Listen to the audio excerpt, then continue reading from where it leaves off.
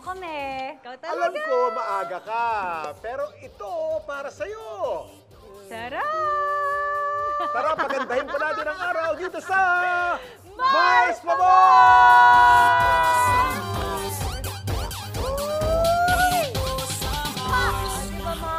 Ano? Kinilig yan. Good morning, mga Mars at Pars. Welcome sa isang na namang fresh new episode kasama namin. At best bonus din naman sa inyo ang extra dose of kilig na ihahatid ng mga bisita natin today. Mga Mars at Pars, handa na ba kayo? Dahil eto na ang mga kalalakihang hindi nakakasawang tignan. Yes, talaga ba, Mars? Pars TJ Marquez and Kirst Viray. Good morning, guys! Welcome guys! Welcome! O, diba? Kamusta kayo mga Mars? How are you both? Mabuting mabuti. Magandang umaga, Mars. Pars. Alam mo si Kirst, nabisita ko isang beses dun sa kanyang restaurant dito sa Quezon City. Pinicture natin! Dito sa Mars Mamor. How's your restaurant doing? So far po, surviving naman. Yan, pumipik na rin ulit. So, Ang yan. specialty mo yung mga pagkain sa Pangasinan. Yung mga pinapaitan, pigar-pigar po yung best seller namin. Pigar-pigar. Naku.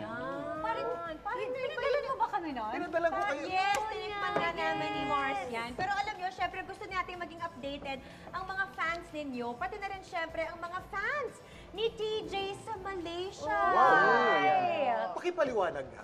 Paano ka sumikat ng ganyan sa Malaysia? Yeah! Well, actually, nagsimula talaga sa Indonesia. So, nanganak kasi syempre parang connections. And then yung last kong ginawa, travel show sa Malaysia. So ngayon, airing siya every Monday sa TV OK Malaysia. No? At ang language na ginamit mo ay Malaysia. English naman po dun sa English Malaysia. naman. Pero sa Indonesia, talagang bahasa talaga. Bahasa, marunong ka And magbahasa. how? Marunong naman, pero may tutor pa rin ako everyday. Tapos, pero nakakapagsalita ako, pero hindi pa ganun ka-fluent. Pero nagkakaintindihan na kami. Grabe! Yes. Diba?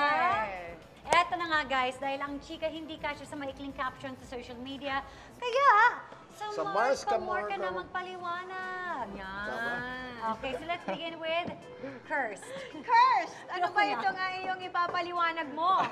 May dapat. Ano ba yan? Kirst, Nag-a-attempt pa eh. Oh, Ano ay, nangyari? Nabaliktad. baliktad. Ikaw yung nawala ng Ayan. pwesto sa kama. Ako yung biglang nahiya sa kanila yung mga alaga ko. Kasi yun yung pagod na pagod ako galing ng resto. So, pag uwi ko nakita ko sila, nandun na sa kama ko. So, Hindi mo nahiya Nahiya ako. ka ng tulog oo. nila. So, doon na lang ako natulog sa labag. mahilig ka rin sa mga ano. Oh, so cat lover pa Cat rin. lover naman. Kasi sobrang love nga niya, Mars. Ayaw niyang ma-disturb pa yung Kaya nga. tulog Nila. Correct. Okay. Ito, Ginagawa mo kay Drew yan? hindi. Hindi pa. Not yet. Ito, Not tingnan yet. naman natin ang workout ni TJ na Spider-Man workout. Literal. Literal, Spider-Man Literal workout. pala.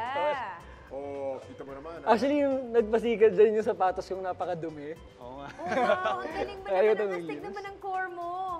Hindi, ano pa kasi yan, Mars, trend yan sa TikTok. Okay. So, ginagawa lang talaga siya na wala namang Spider-Man. Pero since gusto ko magpapansin talaga. Correct. Tsaka uso naman Yun sa yung TikTok yung gimmick, Spider-Man syempre. gimmick. Nag-Spider-Man costume ako. So, every time na nag-Spider-Man costume ako, talagang marami talagang natutuwa. Nag-comment. Yeah, nag-comment, yes.